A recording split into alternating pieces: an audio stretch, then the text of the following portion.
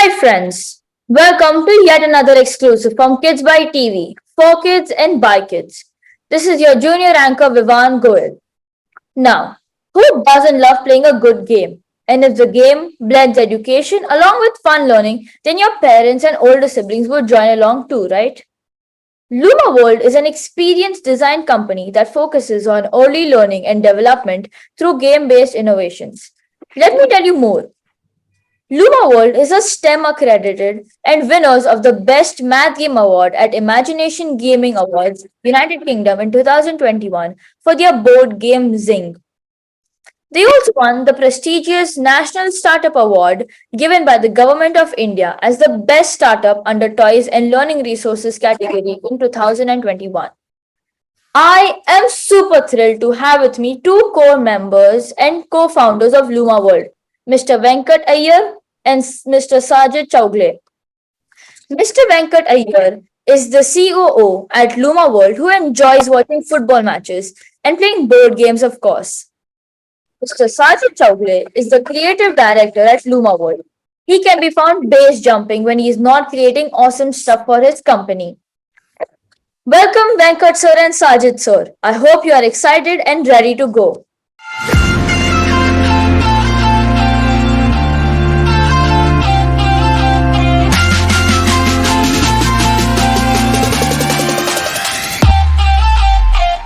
So let's start at the very top.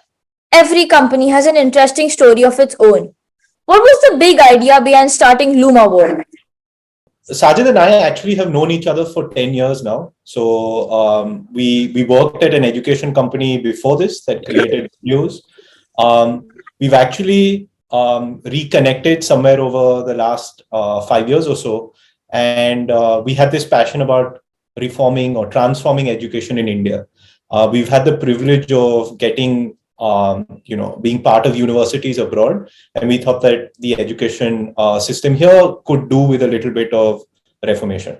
And that's the idea behind Luma World, is to transform the way we learn, to make it more fun, for us to apply it back into the real world. And I mean, most importantly, while we were starting it, we wanted to make a difference while doing all of that. I feel also one thing we realized was a lot of kids have this, they cannot decipher this feeling, but they start developing hatred towards a particular subject for no reason. They may not know, it could be the teacher, it could be how they approach that particular subject. And we wanted to ensure that every child enjoys learning. And that was one of the key reasons why Luma happened. Yes, I agree. Like if you find a particular subject hard, you would not want to study it, or you will study it at the last, only when there are exams. And I'm sure Luma World board games, help you in your learning as well. So, you know what? Even I play board games whenever I get bored.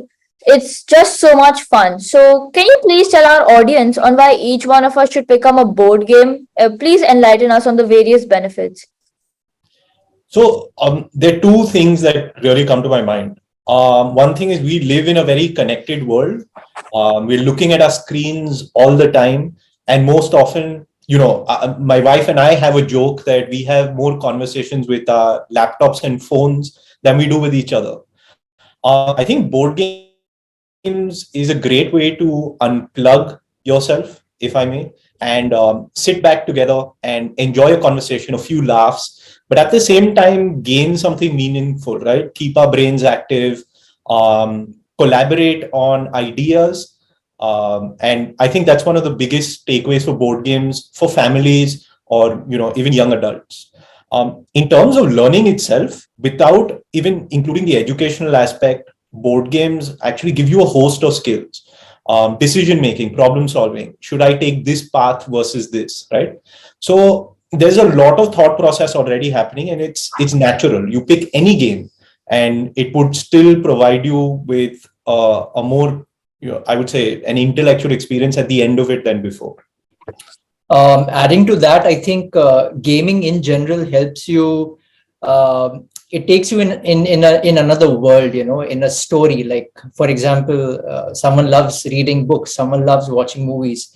And board games can do that, where there's a theme to the game, and you are playing a certain player, or maybe everyone plays, it's a co-op game and everyone tries to beat the system. Also, one of the biggest lessons we've seen is that it helps you learn to deal with failure, and teaching that to children early on is we feel it's way important. And hopefully once they grow up into adults, they are able to handle failure much better. I agree. So, playing board games is sure fun, but designing your own game would be way more amazing, right? So, how can kids like me learn to design our own games? What's the secret mantra? Oh, that's a pretty cool question. I wish when I was a kid, someone told me how to design a game. If you ask me, I feel kids are much better at designing games than adults. Often, as you grow old, there's a certain bias and a certain almost horse blinkers approach to doing things. Kids are way more flexible. Like Sajid mentioned, they ask a kid to tell a story and they will come up with one in like 10 seconds. But you ask an adult, they will think, oh, who will the characters be? Where will this be set? What will I do? Etc. So the imagination of a child is something that actually wears away as you grow old. So it's much easier to tell a child how to design a game. Now coming to actually how to do it.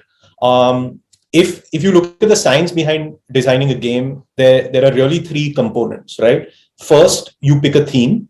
You must have a story that you want to say. Is it going to be about space, or is it going to be about dinosaurs, or is it going to be about travel? It could be anything that you are passionate about. There are games about, let's say, cooking. There are games about libraries. There's games about hospitals, etc. So pick a theme. The other thing is mechanics. Now, what exactly do you want players to do in the game, right? How are they actually going to be interacting? Are they going to be rolling dice? Are they going to be picking cards? Are they actually going to be, and there's so many other mechanisms that we use in our games as well. Like, are they going to be spinning a spinner, or, how do they even pick the cards? Are the cards given to them?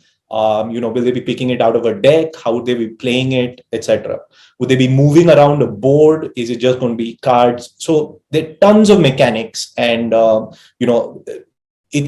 the new ones being created every year or day even.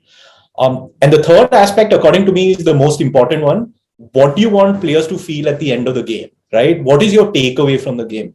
And it's important to design that. People might just think, oh, board games are fun, but it's not just that. What do you want them to do? Like, we make games for an educational purpose. So keeping that in mind before you start designing is very important. There might be some of the games that we do that want kids to learn about the environment. So it's very important that you weave that carefully in without taking away the fun element, but still giving them the desired outcome. So once again, to summarize, pick a theme, pick a mechanic, a game mechanic, and pick your outcomes. And that is really the big thing that you need to do. And if you have done these things right, you will, if someone whoever plays your games, if they get a feeling of playing, if you ask them, hey, would you play this again? If they say, yeah, maybe I'd play this again, that's a nice thing. But if they want to play again right then and there, and they're like, okay, I want to try something new, a strategy or new moves or whatever, then you've designed a really amazing game. So these are some mantras that we follow. I totally agree, because every game needs to have something unique, or else it will be, similar to all the other games. And children do have a better imaginative skill. Like during the lockdown, I got bored playing the same board games over and over again because they were repetitive. So I made my own games, and I thought that I would have been so much better at this when I was either 5 years old or 8 years old. Because when you grow up, like you said, it creates sort of a barrier between yourself and your imaginative skills. So, you have a variety of games on environmental education. Obviously, it is much needed in today's times. Can you tell us more? Yeah. So Sajid and I, along with the other co-founders as well, as a team at Luma World, we're quite passionate about the environment. Environmental education now is a big topic. I mean, protecting the environment is something that is really being spoken about a lot now, but it's something that we should be doing at any point without people giving us reminders about. Somewhere we realize that there is a lot of chatter and solutions about how to solve the environment problem, but no one's actually thinking about how do we ensure this current generation is going to be more responsible, right? How do we ensure that they will also be protectors of the environment, let's say 50 years down the line? They need to start learning about that now. And most of the people that we spoke to, they said, "Oh, I don't want to read a textbook to know how to protect the environment, or do I need to, watch a video? Do I need to do that, etc." And kids sometimes get lost in that entire transition. So we said, "Fine, why not make games about the environment?" So the first one that we actually launched was called Lord of the Bins. It's as you can see, it's a pun or a word play on Lord of the Rings, but it teaches them about waste management. So it's a great game for families to play to understand what trash goes into what bin. So there's e-waste, there's dry waste, wet waste, and hazardous waste. And the various trash items, and they need to drop it in the right bin. Now, what we try to do is we tell them that garbage is not a bad thing, or trash is not a bad thing. We associate it with, oh, it's smelly, it's stinky, I don't want to touch it. But what we do is we add value to each of the trash items. We put gems in there, and you collect those gems, and those gems give you powers. So for kids now, it's, oh, there's treasure in trash, and I find it cool to be able to put the right trash in the right bin. So we changed the narrative and the perspective of, trash is smelly to, oh my God, trash is fun. Trash has got powers. It's going to give me, gems or etc. So that's one of the things we did with a lot of the bins. We are very passionate about the UN Sustainable Development Goals, and we are coming out with an entire line of products that would be covering almost all of them, ranging from life underwater, protecting protecting forests, about climate change, including things like sustainable tourism, island ecosystems. So a lot of fun games for families, even young adults, to play and learn about the environment.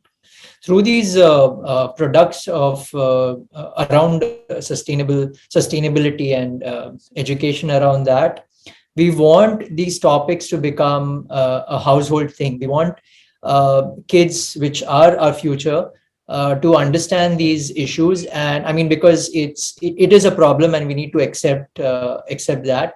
But we also need to start working towards a solution around them for the future, to have a better future, of course. And that is what we hope, we intend to do through these series of products. Yeah. So, your games would definitely help children and give them a better understanding of how sustainability and how the climate change is. So there are so many games you would have designed and created, as you can see behind you. What are your favorite Luma World games? I'll start with that one.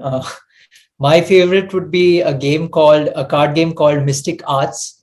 It helps children understand measurements better.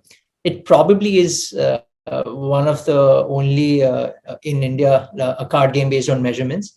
And what I like about the game is the theme. It's around magic. It's around making potions. It's around having all these ingredients, and the theme is based around Harry Potter and Lord of the Rings. So very mystical and all. And we've play tested this with adults also, and they really love the theme as well as the game mechanic. Yeah, and just to add to what Sajid's saying, if we told a kid, hey, you want to learn measurements, they'll be like, go away, I don't want to do this. But if we told a kid, do you want to learn more about magic spells, or do you want to learn about wizards and witches? They'll be like, yeah, of course I do. Which kid would say no, right? And that's the basis for us to say, okay, why don't we put topics that kids do not like into formats that they will like? And Mystic Arts is one of them. My favorite is this game called Guess the Fence. I used to love a game called Battleship while I was growing up, and Guess the Fence is kind of inspired from Battleship. But what we do here is we get two players to create shapes. So they'll create a square, a rectangle, triangles, and the other player needs to guess where they've made these shapes using ideas about what are the properties of shapes, how many vertices, how many sides, etc. What I like about this game is it has a lot of visual reasoning. So it's almost like sometimes I can't see what's happening. So I need to guess and I need to make calculated guesses. And I need to actually think about, so I visualize and say, okay, where would these shapes be? And that brings a lot of creativity and, understanding of geometry for kids. We've seen that even as adults, we like to play it, and it's there's a lot of writing and guessing element. It can get a bit competitive, which is a good thing, but there's a lot of player interaction, so you're always constantly talking. And another one of our favorites would be Trailblazers, which is this game where you have to memorize a map which has gold coins which you need to collect, as well as obstacles or some evil characters which you need to avoid, and you have to memorize that. It's a grid, and then the map gets covered and you draw the path on a transparent sheet. And then once the timer is done, you place your transparent sheet on the map and see if you've collected the gold coins or if you've hit any monsters. And children just love that aspect. yeah, I would say the secret sauce to any game, and something that we feel works really well with our games, is that element of surprise, or the wow factor. As human beings, we love to be surprised if it's in a pleasant way. Of course, you don't want to be spooked. I mean, horror movies work, that's a different thing. But what I'm saying is that you like to be surprised when you expect something's going to happen and suddenly you're told or you're shown that, oh my God, what you were thinking is absolutely wrong. Or, there's another way to it. It kind of blows our mind, right? Like the GIF or the meme that's got the thing going. So, obviously, you are a big fan of your own games that you create. But I was curious to know if you have any favorite games apart from your own, or any board games in particular that you love playing as a kid. Oh, tons of them. I mean, we like to say that we do our research at office by playing games. So it's an excuse for us to keep getting new games and playing new ones, trying them out. A lot of our friends that now have got, let's say, board game companies, or they're associated with board games, like to play games as well. So I mean, we like the fact that we can bring our passion into work. And yeah, in terms of what games we like, wow, there's so many. But maybe I'll talk about something that is currently something that we like. We actually played this game the other day called For Sale. It's like an auction and bidding game that was really cool. It was fast, it was quick, and it involved, you buying property and selling it off. That I like. As a favorite that I think collectively, maybe Sajid's got another one. I really like nature-based themes. So Cascadia is one that is really nice, where you're building this entire ecosystem of the Cascades, and you've got animals that you can add, and so it's very visual, it's beautiful, and it's got a lot of strategy. So I really like that. When I was growing up as a kid, actually, I played quite a few games, but it was general, run-of-the-mill kind of games. Battleship, I mentioned earlier, but I used to play this game a lot with my cousins called Stock Exchange, where you were, like putting money down, you buy stocks and blah, blah, blah. I mean, I try to do that now as an adult and I fail miserably, but that's something that I love to do. It's got some good memories of that. I feel in reality, I think I am a very honest person, and I try to be as honest as possible. No matter what Venkat thinks, but I love games where there's a bluffing element, because you actually get to lie and bluff and show your evil side. So one of our favorite games, it's called Coup. It's you have to be the last person remaining in the game, and you have to bluff your way. You can either be truthful, or you can bluff your way through the game. Recently, Venkat introduced us to another bluffing game called Skulls, which is also super fun, and almost all our whole team sometimes sits in the evening and plays that game, and it's fun to just see everyone's expression and how people react. So and definitely a lot of these games that Venkat mentioned earlier, like Cascadia, is one of my favorite nature themed games. There's another one called Parks, which is also super nice, because It's based on a lot of the national parks in USA, and I've been to some of those, and it just brings back a lot of those memories. Growing up, of course, you had the like Monopoly and all these were household names, but something I really loved playing all by myself was the marbles, the brain vita thing where you skip a marble and remove one.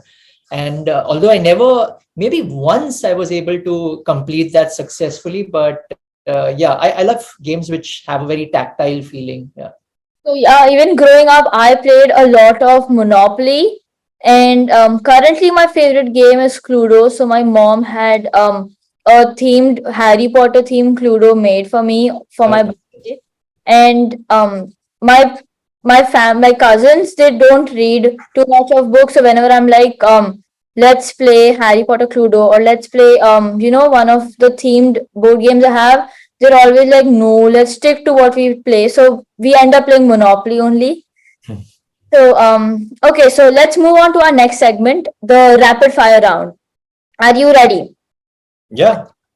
So would you rather play a board game for an entire day or watch a new Marvel movie? Board game for an entire day. Marvel. I mean, not the entire day. I need a break. If it's the right game, I can play it for the entire day. Actually, board game with a Marvel theme. We could do that. There is Marvel Champions. I love playing that game. No one else I know likes playing it, so I end up playing the solo mode. But I love Marvel Champions. There was Yeah. also the one with Thanos, which we really liked. Oh yeah. There's a game with I forgot what it was. Even I Age of forgot. Thanos or something. Something, Yeah, that was nice. So who is your favorite superhero then? Mine. Yeah. Can it be DC as well or only Marvel? Yeah, okay, yeah, DC, Marvel. I mean, I like Batman growing up. I like the dark, brooding kind of. I like to think of me being like that. I am extremely lost at this question. I would probably say like Deadpool, because I got to learn about him much later in life. But back in the days, it was mostly Superman because he's like flying all over, and I mean, he has some weakness, but yeah, mostly he's power. Which comic book did you enjoy reading the most as a kid? Archie's. It was Archie's for me. I don't know if you've ever heard of it, Vivan, but yeah. I mean, I used to read a lot of DC comics because there was this person in the building who, I mean, an elder kid who used to just leave them around, and I used to like pick them up and read them, and some of them were really nice. To be honest, I haven't read a lot of the Marvel comics till I actually, grew up and I was curious about what's the comic side of things behind the movies. I haven't read a lot of, and I mean, watched manga or read any of those either.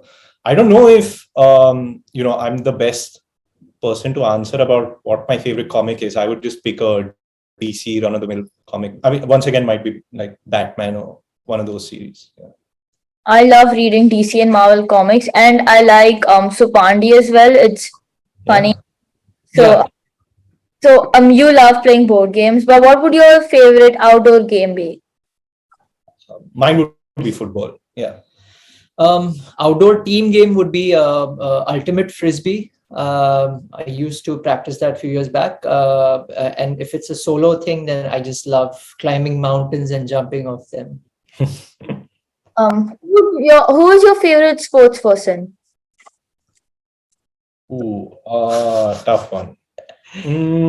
Currently, probably Cristiano Ronaldo. I'm a big Man United fan, so he's back in Man United, so I can say that safely. But I would say all time my favorite sportsman would probably be Zinedine Zidane. I used to really, really like him growing up. I mean, both footballers, but yeah. I don't think I have anyone mainstream, Vivan, but there is this wingsuiter named Espen Fadnes from Norway. He's one of my favorite sports person. Yeah, I love Cristiano Ronaldo too, and I've always loved Man U since I was a child. And in the middle, it shifted to Man City, but now it's back to Man U. You don't have any base jumpers you like, Vivan? I don't think so. So, what's your favorite song? Ooh, good question. Something I was listening to this morning after a really long time was Pink Floyd. So yeah, Wish You Were Here by Pink Floyd. So How about singing two lines for us, please? no, this video, either this video is going to go epic viral about how founder has got the worst voice ever, or it's going to go like no one's going to ever watch whatever we do ever again because I've got such a pathetic voice. But if I had to, and if it meant that, I'm going to win a board game, Go ahead. I don't know, Wish You Were Here. Yeah, but that's not like sing it, Venkat. Don't read it. This is going straight to his wife, who's gonna make a meme out of it. Let me compose myself while Sajid says what his favorite song is. For me, there are certain songs I listen to in loops at times. It varies. It's all over the place, right from Imagine Dragons to Harry Styles to something I love is the poetry from Zindagi Na Milegi Dobara, which Farhan Akhtar says, and it's like on YouTube. There's a 6-minute thing of it, and that's something I really enjoy listening to. I don't know the lines, to be very honest, but it just inspires me to do different things time to time. So Back to Venkat. You don't want me to sing at the end. So instead of singing, how about your favorite movie dialogue? Oh, movie dialogue. I do have a favorite movie dialogue, and I don't mind saying it. Have you seen the movie V for Vendetta? No. So it's a movie about this guy who celebrates Guy Fawkes Day, who kind of like tried to blow up the parliament, and it's about how we climb back against the oppressors and we try to make democracy for what it is, and it's set in the future. It's a great movie about it's got this political message. So I mean, there's a dialogue in that which kind of resonates to today's time. It goes like, who is nothing but the form following the function of what, and what I am is a man behind the mask. So Pretty cool. Yeah. I really like Professor Ugue's lines about yesterday is a history, tomorrow is mystery, today is a gift that's called the present. Yeah. Venkat calls me Ugue time to time. Though he looks like Deadpool without the mask. But one of my favorite dialogue, actually I have quite a few favorite dialogues, but the ones I can remember right now is from Megamind, towards the end when Titan is, when Megamind does the big approach towards him with his tiny bots, and Titan is like, what's the difference between you and me? And Megamind is like, it's all in the presentation, so I find that really cool.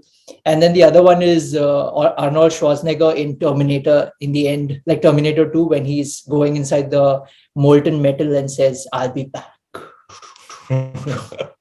I've seen both of them and I've loved both of them. So did you enjoy studying when you were a kid? Any childhood memories that you would love to share with us?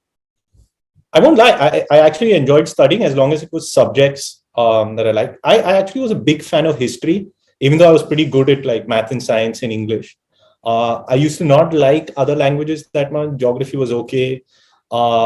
History is something I used to like, and I wouldn't mind studying as long as it was something fun. I had certain topics that I liked and certain topics that I didn't.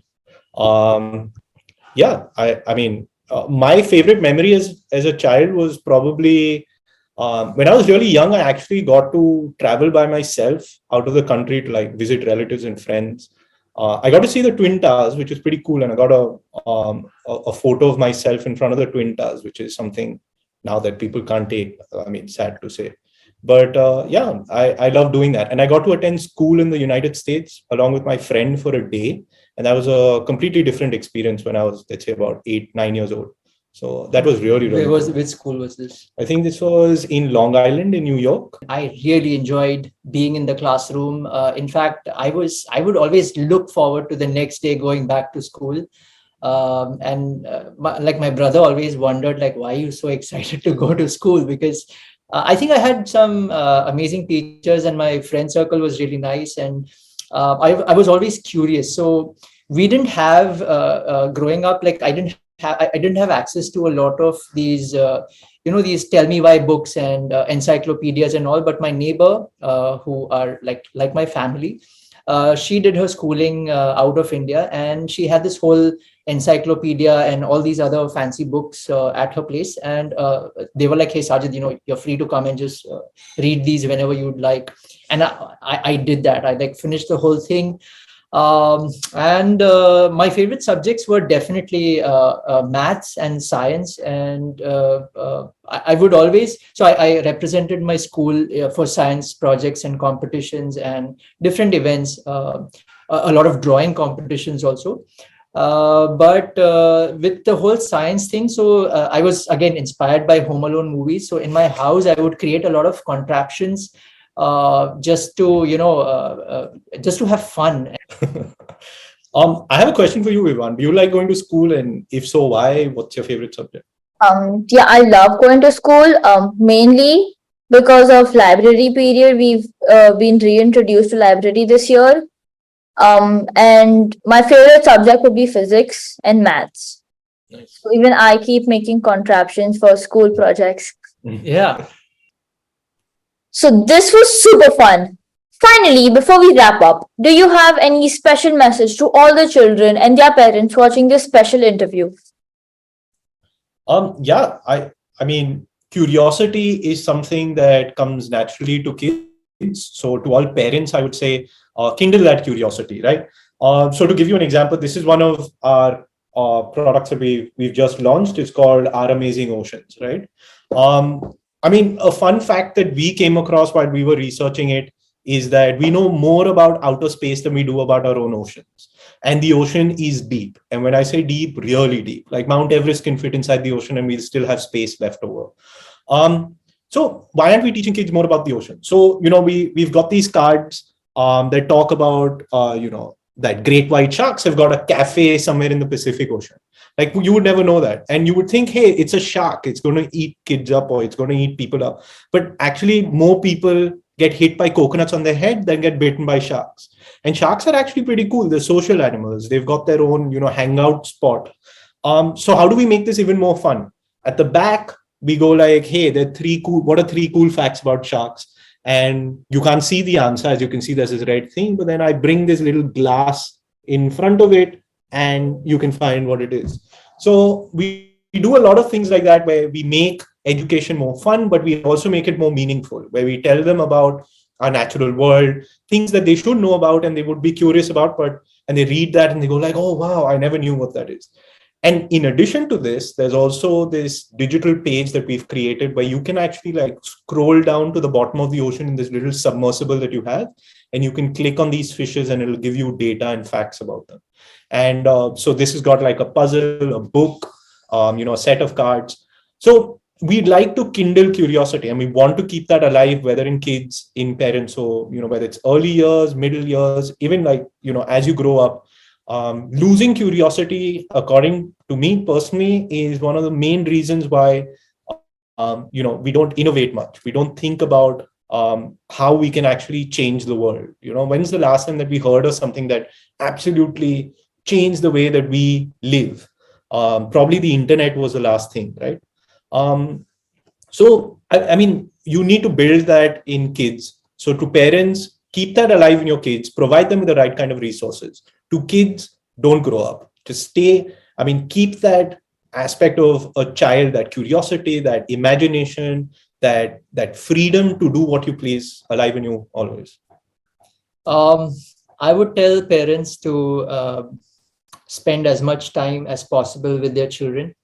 And if they're able to do it through games, then nothing like that, because somewhere those impressions that we create early on with our kids helps them become better problem solvers in the future, helps them become better communicators in the future, helps them become better people in the future, and also deal with their emotions, down the line.